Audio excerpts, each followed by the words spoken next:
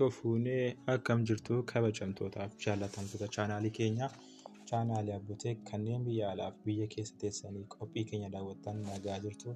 Ani nagaa kootii Waaqayyoof haa galatu. Egaan guyyaa irraa viidiyoo baay'ee bareedaa tokkoon qabadhee isiniif dhiyaadhe.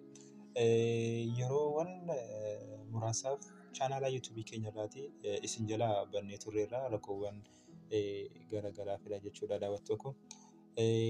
Amma yeroo kanatti bara haaraa ilaalchisuun bifa adda ta'een isa durii caalaa gara YouTube chaanaalii keenya akkasumallee gara Telegiraamii keenyaatiin barnoota teekinooloojii karaa garaagaraa karaa kamiyyuu isiniif dhiyeessuudhaaf qophii xumurreetu jira. Egaa san duraa namoonni chaanaalii keenyaaf haaraa taatan Hey there, subscribe to my channel and also press this bell icon. Abbuuteek chaanaalii keenya kanadha.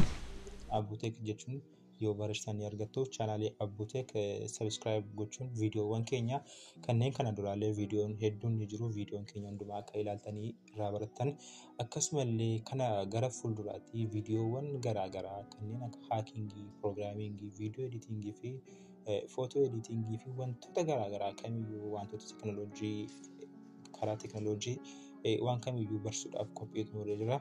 Akkasumallee wantoota gaaffii isinitti ta'u koomentii gochuudhaan isin barsuudhaaf qophii xumuree jira daawwattoota keenya. Egaa gara viidiyoo koo guyyaa har'aatti gaafan darbu akkuma oolmata duree irratti isiniif ibsuu yaale guyyaa har'aa akkaataa itti teelegiraamii irratti poolii yookaan bifa kwiiz ta'anii bifa kwiiziitiin teelegiraamii irratti hojjettan karaa salphaa ta'e tokkoon isin agarsiisa. Akka baay'eetti gammaddanii abdii guddaa tokkoon qaba. Gaafa salphumatti gaafa akkas chaanaalii keessan yookaan giruupii irratti hojjetanii argamtanii booddee mallattoo ishee kana ni cuqaastu. Achi lammaffaa asii afuraffaadha kan jirtu kana pool ishee jettu kana hin filattu jechuudha daawwattoota koo. Achi booddee pool kuweeshin jedhee haala kanaan isiniif dhiyaata. Achirratti wanta barbaadan ni barreessitu jechuudha.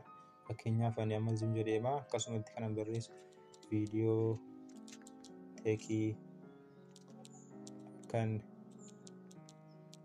isiniif dalaguun barbaaddu jedheen barreesse. Fakkeenyaaf amma jedhee barreessee gaafachuuf kan jira jechuudha. Kun bifa gaaffiidha. Achi booddee option kan jedhu kana jira. Option irratti Subscribe to my channel namni sun filannoo and nama also sanaaf press this dhiyeessu bell icon. fakkeenyaaf yoo eeyyee jennu lammaffaa irratti asitti immoo lakki jenna. Isin waan barbaada jechuu dandeessu akkaataa gaaffii keessan irratti hundaa'e jechuudha. Achi kunoo gajillaatti wanta lamatu jira. Innis multiple answer and quiz mode kan jedhu jechuudha. Multiple answer kan jedhu kuni inni kun filannoodha. Filannoo multiple ta'e jechuudha. Fakkeenyaaf namni tokko kun bifa quiz bifa gaaffii osoo hin taane filannoo nama filannoo isa jedhamudha. Fakkeenyaaf namni tokko yoo isa jalqabaas filate isa lammaffaas filate filannoo isaa qofti kan lakkaa'amudha jechuudha. Quiz mode kan jedhu kun immoo fakkeenyaaf amma yoon quiz mode godhees na agarsiise as keessaa tokko akkan filadhu na ajajee jira. Yoon kana keessaa tokko filatu kiriitiin ta'u jechuudha. Kana keessaa tokko kanan filadhuu fi asirratti gaafa lakkii jedhu deebiin sun lakkiidha waan ta'eef namni suni yoo lakkii filate qofa deebii argata jechuudha. Namni poolii kana filatu jechuudha. Gaafa multiple answer ta'u garuu kunoo lamaan isaayyuu noormaali akkasumatti jira. Abbaan barbaade waan barbaade filachuu danda'a. Vootii qofatu lakkaawwama jechuudha daawwattoota koo. Wanta kana hundumaa multiple yookaan quiz mode kana keessaa tokko erga filattanii booddee kunoo gararraadha kan jirtu create kan jettu kana hin gootu salphumatti isiniif uumama jechuudha gaafa akkas gootanii. Egaa daawwattoota koo kanumadha viidiyoon guyyaa har'aaf isiniif qabadhee dhufe.